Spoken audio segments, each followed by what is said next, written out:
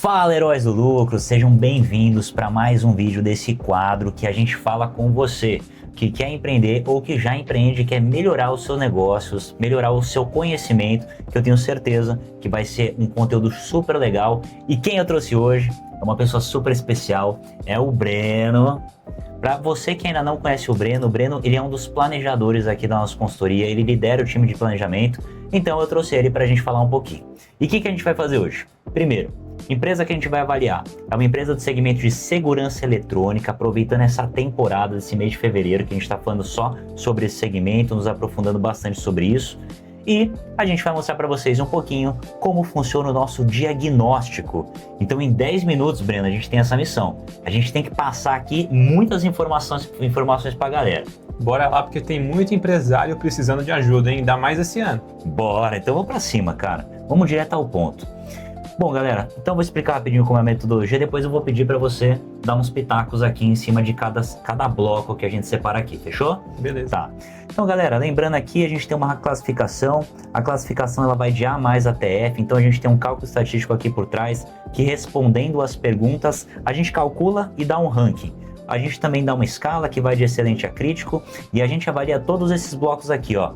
Gestão financeira empresarial contra pessoal, precificação, estoque, controle de custos, rentabilidade, fluxo de caixa, planejamento e crescimento, relatórios e endividamento. E antes disso tudo, eu até pergunto para você, a gente tá num dilema gigante aqui, Breno. Como que a gente chama a galera? Heróis do lucro. Você se identifica com isso? Deixa nos comentários aqui embaixo, ajuda a gente a achar um nome legal para que tudo isso se transforme ainda mais mágico, não é não? Bora lá. Então bora, vamos lá, galera. Essa empresa aqui em específico, ela tem um ponto que é o ponto mais crítico dela. É o ponto G. Pessoal, a escala de classificação dela, ó, tá em 62,6%, ou seja, ela tá com uma nota C+. E aí, Breno, você acha que isso é uma nota boa, uma nota ruim? O que você entende, cara? É uma nota acima da média, mas ela pode melhorar bastante. O nosso papel é fazer essa nota melhorar cada vez mais, tá? Show de bola. Então vamos direto às dores, as principais dores aqui desse empresário, tá? Vamos para o bloco G. O bloco G, ele é sobre planejamento e crescimento, tá?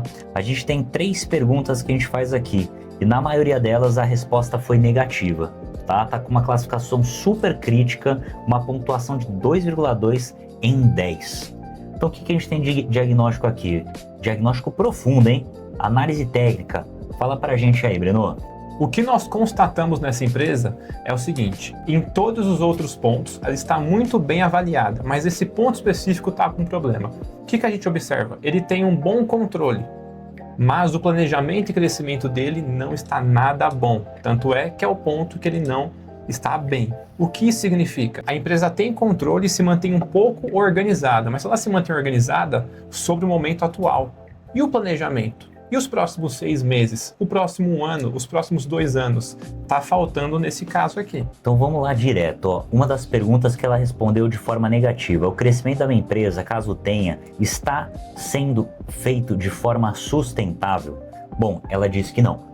Então, Breno, elenca pra gente, cara, alguns problemas que podem acontecer com a empresa, que ela não está crescendo de forma sustentável, ou seja, às vezes ela pode estar muito alavancada, às vezes ela pode estar crescendo demais, pessoal, às vezes crescer demais é um perigo.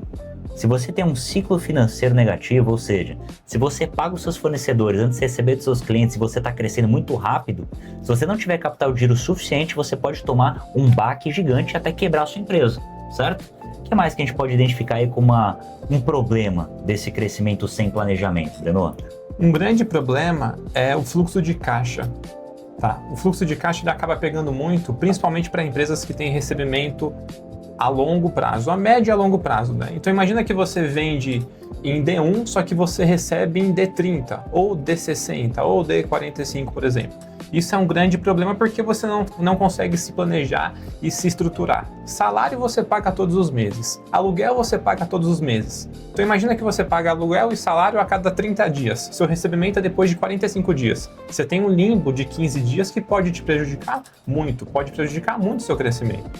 Muito bom. E outra coisa super importante, pessoal, quando a gente fala de um planejamento, ó, a segunda pergunta é: eu tenho um planejamento, orçamento financeiro anual com oscilações mensais, trimestrais e semestrais? Olha, pessoal, quem não mede não cresce, certo? Então, se a gente não tem uma ideia, se a gente não tem um norte, se a gente não tem um planejamento mínimo de saber o quanto que a gente vai gastar mês que vem, quanto que a gente vai receber mês que vem, e ainda mais nos próximos meses, a gente pode cometer um erro gigantesco lá na frente. Então, a gente precisa pelo menos de um norte. E o planejamento ele é feito para ser ajustado.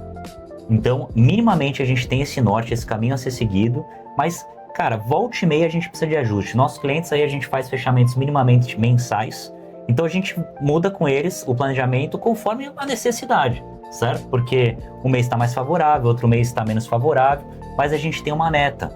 Então a gente sempre tem alguns objetivos, algumas métricas. Então basicamente é o seguinte: objetivo, meta, KPI e QR.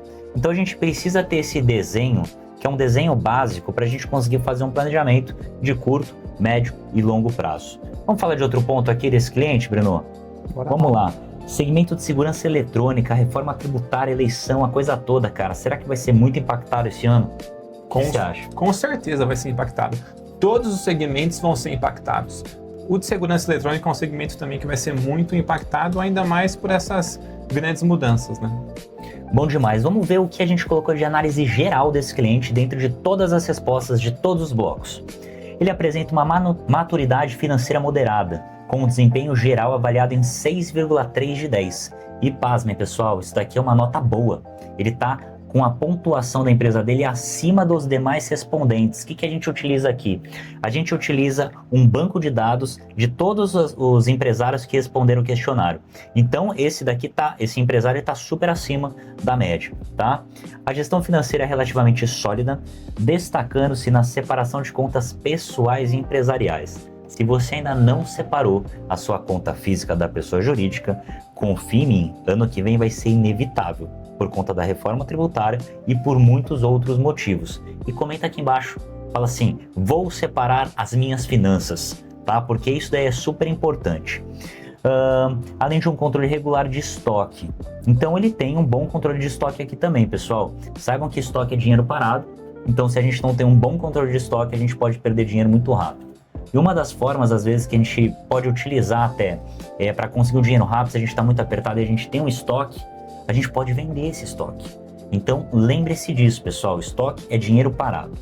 No entanto, a empresa enfrenta desafios significativos em áreas como planejamento e crescimento, que é o que a gente conversou, onde a falta de um orçamento financeiro e de um plano de crescimento sustentável são evidentes, refletindo uma abordagem reativa em vez de proativa. Ou seja, ele só vai lidar com o que vier para ele. Ele não vai atrás. Isso é um dos grandes, não é defeitos, mas uma das grandes dificuldades do empresário. Eu diria até que a minha palavra, que eu adoro palavra, ó, pessoal, a gente está aqui com uma pulseira que é a nossa palavra do primeiro semestre. Ó, o Brenão também tá, isso daí, veste a camisa mesmo. Estruturação. Então a gente colocou que essa palavra aqui é a palavra do nosso semestre, a nossa palavra é a palavra dos nossos clientes, tá bom? E eu digo que há 2 anos atrás a minha palavra foi atitude. Então eu entendo essa questão aqui de proatividade como uma oportunidade muito boa aqui para a empresa, tá? E a rentabilidade e fluxo de caixa também carecem de análises mais detalhadas, especialmente em relação ao retorno sobre investimento e ao ponto de equilíbrio, o que pode comprometer a sustentabilidade a longo prazo do negócio. Então vou parar para pensar o seguinte, Breno, cara, você tá lá, você tá indo super bem, pô, você tá numa crescente, você tem suas finanças de certa forma controladas, você tem aqui os seus custos controlados, mas aí você começa a crescer muito rápido. Cresceu muito rápido e você paga os seus fornecedores antes de receber dos seus clientes. Quais são as formas que você enxerga que o empresário consegue captar um crédito ou que o empresário tem alguma alternativa para não se prejudicar por inteiro, cara? Tem algumas formas, né? A primeira e mais comum é a renegociação com os fornecedores. Você pode renegociar com seus fornecedores os seus prazos, para que isso fique mais alinhado com o seu fluxo de caixa. Tem uma forma também que ela começa a ser complicada a menos que você tenha isso bem calculado. O nome dela é antecipação de recebível. Você pode antecipar seus recebíveis, mas muita atenção. Quando você antecipar seus recebíveis, você precisa observar. Eu estou pagando o que com essa antecipação? Se você estiver pagando custo fixo, opa, você tem um problema. Se você estiver pagando seus custos variáveis, se você estiver antecipando para poder crescer, aí faz sentido. Então, essas são algumas opções, algumas formas, né? Mas, negocia com o fornecedor. Todo mundo consegue dar aquela ligadinha, tentar renegociar um prazo, um valor. Muitas das pessoas são boas pagadoras. Usem isso ao seu favor. O empresário precisa usar isso ao seu favor. Nunca trazer nenhum pagamento. Você consegue mudar esse prazo para me ajudar? E por aí vai. Olha, eu sou muito fã disso, tá, Breno?